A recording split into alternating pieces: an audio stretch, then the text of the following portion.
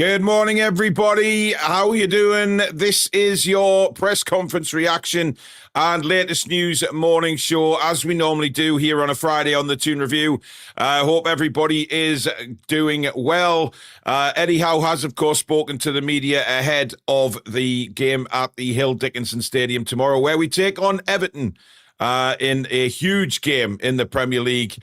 Now, the question is, did we get answers from the manager this morning that we wanted to hear? I'm not so sure, guys. I'm really not so sure. I'm not sure that really I understood some of Eddie's answers because as perplexed I am about the goalkeeping situation, the answers that he gave to that were, I have to say, a little confusing, if I'm openly honest. I'm not quite sure where he was coming from with some of the answers. Look, we said this many, many times, you know, especially about Eddie and some of the answers he gives, and he's not going to throw his players under the bus, and you know that's perfectly fine by me. I don't expect him to, you know, throw the players under the bus or anything like that. But try and be a bit more, you know, I don't know whether we're acting sort of being a bit of a hypocrite when he gives his answers, because 1 minute he talks about players having to prove themselves on the pitch and you know, be the mainstay of the team and make sure that you know you get that place in the team, you keep the place in the team.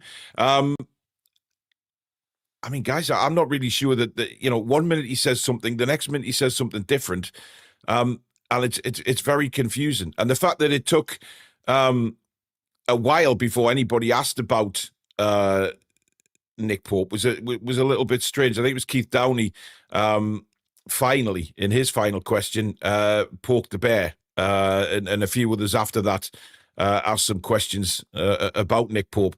But look, I as for him playing tomorrow, guys, you know, I'm going to sit on the fence with it. I just don't know. I just don't know if he's going to play tomorrow or not.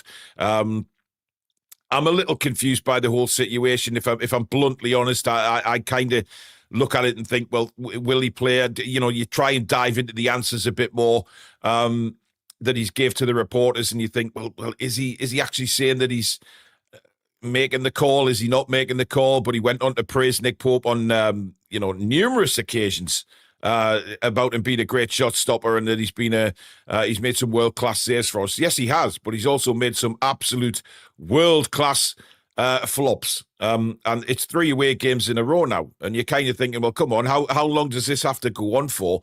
I love the question that he was asked later on in the press conference, saying, you know, what does Aaron Ramsdale have to do? Why did you sign him? That was a question that I was looking for. Why did you sign Aaron Ramsdale if you have no intention of dropping him?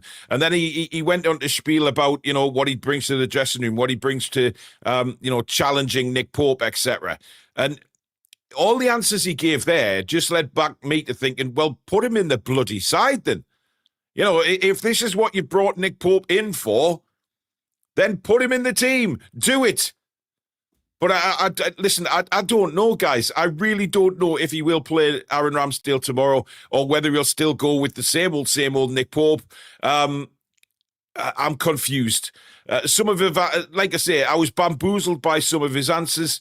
I thought the questions, as you know, as they went round the journalists this morning, not the main journalists, but some of the ones that get 1 or 2 questions, I thought were superb questions and really put Eddie on the spot. But his answers, I'm not sure how you guys thought about that, or whether you think the same as me. I don't know. I just didn't get the impression that we were getting true answers, if you like. I don't know. I don't know. He said the challenge for us is to try and find the levels of consistency that we know we're capable of. We are trying to navigate this period, keeping things fresh for the players, looking forward to all the games. The players have to have responded well in training. Now, I realise that you know, they do have to navigate through a very, very difficult period of time right now.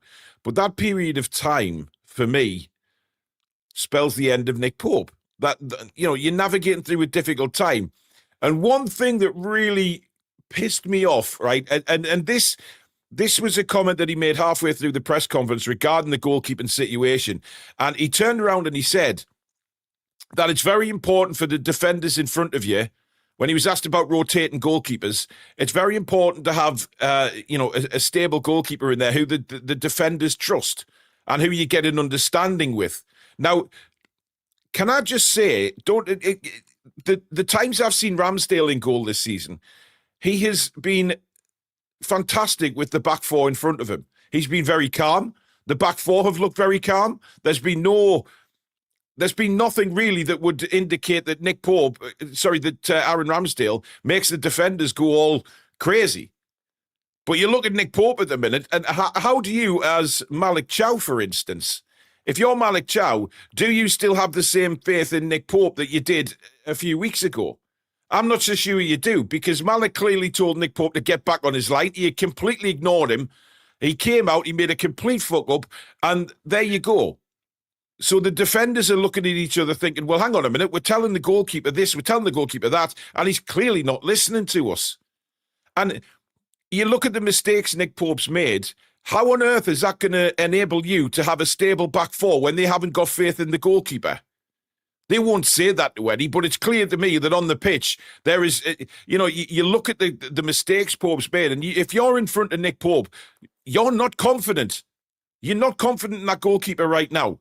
But when Aaron Ramsdale's been in, he's been so much better. He's done, and I know it's only a couple of games, guys, don't get me wrong, but from what we could see on the pitch, he had that understanding with the back four. He was very calm playing the ball out. There was no panicking. There was nothing. So, look, I honestly, this is what I mean by he kind of contradicts himself on numerous occasions, which is bloody annoying. It is annoying because, just say how it is. I know, don't throw them under the bus, but come on, don't come out with, the goalkeeper needs to have that understanding with his back four. Our back four, especially the centre-backs right now, we're looking at Nick Pope thinking, what the fuck is this guy going to do next cross? Or the next ball that's played through? Is he going to stop us doing our jobs by making a crazy rush out to get the ball that he's never going to get? I don't know. It's strange answers. Now, we did speak about Johan Visser, and there was reports yesterday that he had trained for the first time with the team. Eddie confirmed that and said Johan is doing well. Trained with us for the first time on Wednesday when we came back from Marseille. Hopefully he will train again today. He was then asked if he had any sort of date in mind for Visser's return, and he said he did, but he didn't want to tell anybody in case it disappoints people. So make of that what you will, guys. I don't know. I'm trying to sort of work out what he means by that. Is he close? Is he not? Is he going to put him in the squad tomorrow after a couple of training sessions? I highly doubt it, but he said he does have a date in mind. But that date in mind may not be the same date in mind that the fans have. Now, there is rumours that it's going to be December the 14th against Sunderland. However, we've got a lot of games before then, and the fact that Wissa's training now properly with the team. So that's a few weeks away yet, the Sunderland game, 2 weeks away. So does he try and get him a few minutes on the pitch and then start against Sunderland? It's a tough call to make. Now, on the injury front, he spoke about Kieran Trippier. Kieran Trippier had a scan, and it's looked like about a month for Kieran Trippier. We kind of already knew that. Emil Kraft is still injured. He did come back from international duty, yet he confirmed with a knee injury, but he will be good in time. I think he thinks tomorrow's game is going to come a little bit too soon to be in the squad, but he will be back after that. And Sven Botman has been nursing a back injury for the last few days. Now, he didn't stipulate really how long that was. If it's a major problem, if it's not.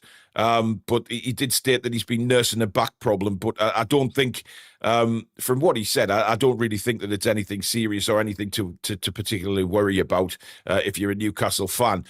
Because I think if we all start saying, oh, my God, here we go again, Botman with an injury. I wouldn't really look a lot into that, guys. Let's just wait and see what the situation is, Botman. And if he's in the squad tomorrow, then for me, it's not really a huge issue to worry about.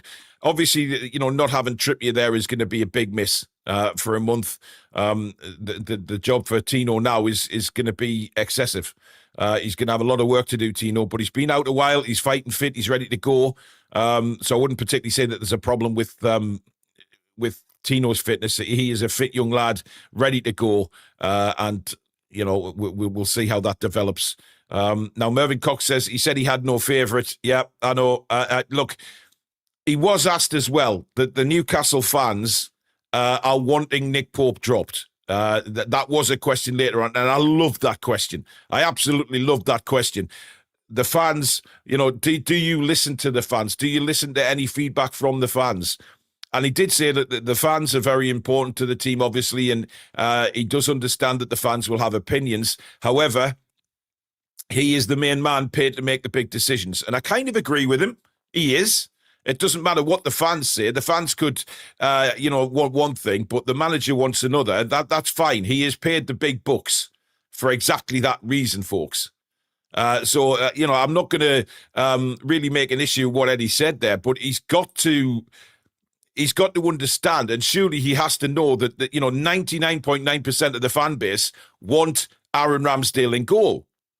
And Eddie has to know that. He's not a stupid man. He knows the feeling around what the situation is with the fans at the moment, the frustration with the away form, the frustration with consistently picking Dan Burn, the frustration with never, ever dropping Nick Pope. There is issues there, and issues that are really just straight in front of him. And yes, you are paid the big bucks, Eddie, to make the big decisions, so make them. This is a big decision, dropping Nick Pope. I understand that, and many of the other Newcastle United fans will understand that as well. It is a huge decision, right? But there's a reason you brought Ramsdale in, right? And he is eager and ready to go. So make the call, show you've got the kahunas, and put him in. If Ramsdale doesn't work, then fair enough. Look at that later on down the line. But make the call. Show that you've got the balls to do it, and drop Nick Pope. It's got to be done. Do I think, heart on heart, do I think he will drop Nick Pope? No, I don't. I think by the time that team sheet comes out at 4:15 tomorrow afternoon, do I think Nick Pope's name will be on it? Yes. And I hate saying that because I really want him dropped. And that's nothing against Nick Pope as a person. That's not scapegoating Nick Pope. That is just stating the obvious that he hasn't been a good enough goalkeeper over the last few games to justify his place in the team. And Eddie, again, made many, many times, comments about getting in the first team and making sure you stay there. And look, football is a cutthroat game at times, and especially in the Premier League. At the very top level, you've got to make those calls. And I referred back to, the Fergie days. Why he was such a world-class manager is because he could see before players started to have a decline. He could see before it happened. He got rid of them. And then they went on to new clubs and didn't perform at the level they did for Manchester United because Fergie knew it was time to move them on. But Eddie is in a situation where he won't even leave the players out of the team, never mind get rid of them. I love Eddie Howe. I truly love Eddie Howe. And I want him to be the best manager ever. And that's honest opinion. I love the way he comes across. I love his work ethic. I love him as our manager. But we all know, guys, that football does not stand still. And if you are making the same mistakes over and over again, that everybody can see that will lead to your downfall, do it. Make the big decisions. That's what an elite manager does. And listen, Chris from Evermore did a brilliant video yesterday, which I would highly recommend you go and see after this show. He did a video which was basically he was talking about is why Eddie Howe is not an elite manager. He's a very, very good manager, but he's not an elite one. And Chris dives into the points that pretty much I'm making now as to why he has to make subtle changes in the way he sees the game to become that elite manager, the decisions that he has to make to become that elite manager. And if he doesn't, then there is a problem. But I just, he looks to Tuesday and he said it was a very good performance. I mean, nothing mentioned of the terrible passing. The simple passes, the long balls and that we're fine with, but I said this on the show last night. It's the short passes that we seem to just miss every time. 3 yards in front of you, we're missing the Newcastle shirt and giving it straight back to the opposition. I mean, what is that about, guys? So there is things that aren't right. And I hope and pray that Eddie is going to make the big decisions. Honestly, he has to. Now, he went on to talk about Harvey Barnes and the great form that Harvey's in, obviously. And he said he's playing well, has the confidence, physicality. He looks strong. He looks able to carry the game load that he is experiencing. He is a very good finisher. It was a fantastic finish off the left foot. He is in form, and I hope that continues. So, again, talking about, the way he finishes the ball. Play him as a striker. I'm sure every single one of us would probably have preferred Harvey Barnes to be in that number 9 position on Tuesday night than what we would Anthony Gordon. Stick Gordon on the left, see if he can do anything to get his game going, which he's struggling right now, big style. And Eddie did comment on that as well. He said he's had a couple of decent games. I mean, what does that tell you? He's had a couple of decent games, and they continue to work with him.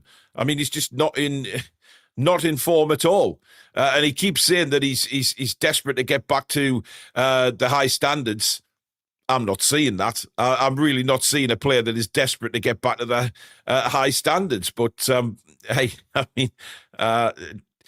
Turpy says, my takeaway from the press conference is Eddie's too stubborn to do what's right for the team. It's time for him to go. I mean, there is people in the out camp. There's no doubt about it. Whether you agree with Turpy or not, there is a lot of fans now just want to change because we're seeing the same old mistakes over and over again.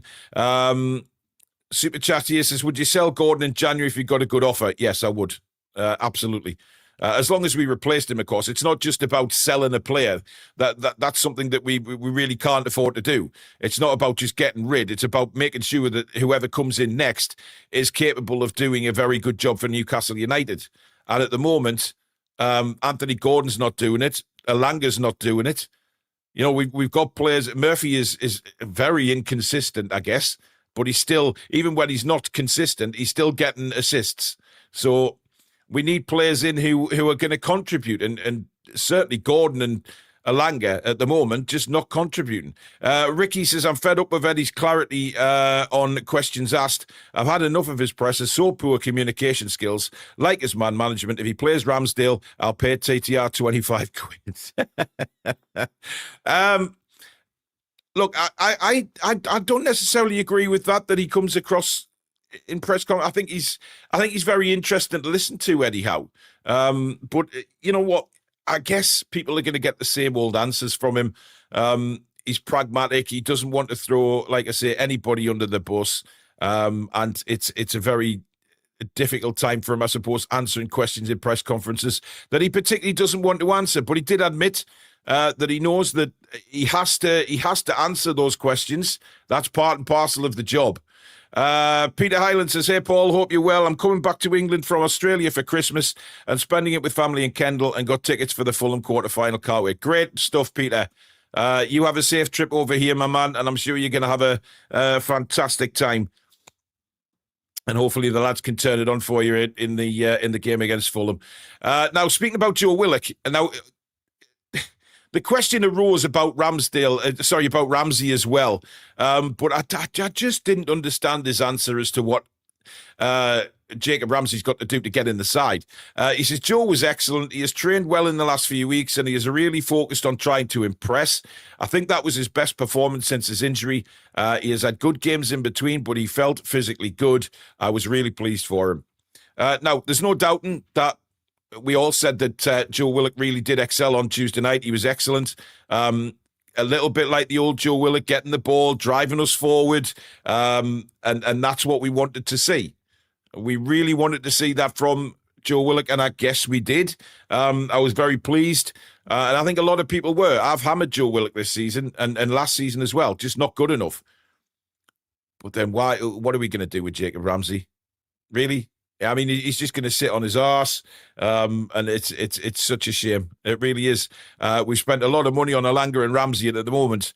That looks like a lot of money down the spout, guys. It really does. And it's a shame. But there's a long time to go in the season. A lot can change. That's what we need to kind of try and hope and focus on. That, you know, some of these players are going to get in the side and then tell us all why we signed them and spent a lot of money on them. I've seen enough of Jacob Ramsey to say, yes, it's a good signing, but not Elanga. Now, he spoke about Moyes and Everton, of course, and he says he's a manager I respect, huge amount of respect for him and the way he handles himself, the longevity that he's had in the game. He's done an unbelievable job at Everton. They are playing well too and have some dangerous players, especially in the wide areas. We all know Everton are a threat, and Dye especially one of the players in the wide areas that is going to cause us a lot of problems if we don't get that team selection right tomorrow. It's all about the team selection, and we know it is, because it's all right, our players coming out saying, oh, we're going to do this and we're going to do that, and you know, we will perform, and we know where the problems lie. How many times have we seen the players come out on their social media posts and apologising to fans, saying, we know it's not right, we know we've got to get this right, we know we've got to get that right, and then they go out and completely flop on the pitch? Now, Eddie was asked about the way we start games and scoring first and then going into a shell, and he just did not have an answer. Now, I kind of like that, because if Eddie doesn't know, then what I mean by that is I liked his honesty in the answer, because he's still, as a manager, trying to work out what is going wrong in these circumstances where we're giving the ball away, where we're scoring very quickly. But he said there's a balance between making sure that we don't concede defensively. He said we've been sound in certain games with that, but others we haven't. And he said that then it's a balance between going out and getting the second and third goal and killing the game off. Now, I know which one I'd rather do. When we're on top in a football match and we're playing as, you know, let's not be unfair here. Sometimes in the first 10, 15 minutes of a game, we play some fantastic football. And then we score a goal, and then that fantastic football just gets shit on and disappeared. It's like that little bit of spell is shit in a bucket and it's taken away to the sewage place. It's terrible. But Eddie doesn't have an answer for it at the minute, and he said it's something that he is working on very hard and the players are working on very hard. But I mean, it must be difficult for a manager if you're a manager and you're sort of looking at this the way we do as fans and kind of thinking, you know what, why are we playing so well in the first 15 minutes yet we just go into a shell? But he's the manager. He has to do something. He has to be able to identify that and put it right. Is it mentality with the players? Do they think, oh, we scored a goal, we're going to go on and win this by 2 or 3? And by the time we've got that in our heads, the opposition have equalised or gone in front again. It's strange. Yanis says passing is shit. 2, we're not playing well, playing Nick well. 3, summer window was full of bad moves. We are not playing the players we spent so much money on. And 4, Dan Burn is not a left back. Clearly, I mean, he was asked about Lewis Hall and his fitness and says, is he ready to play 90 minutes? Eddie said he didn't really give a clear answer on that one, to be honest. He just kind of stayed a little bit coy on it. Didn't want to give too much away on Lewis Hall. But I can tell you now, I'm going to be fucking raging tomorrow if that team sheet comes through and Dan Burns at left back and not Lewis Hall. I don't mind Lewis Hall coming off, you know, building his minutes up and coming off. Give him 70, 65, 70, 75 minutes, whatever it may be. I don't mind that at all, and I don't think you guys would, and making a change in the second half. But do not start with Dan Burn at left back when you've got the best left back in England sitting on his arse when he's fit to start. Come on. It shouldn't happen.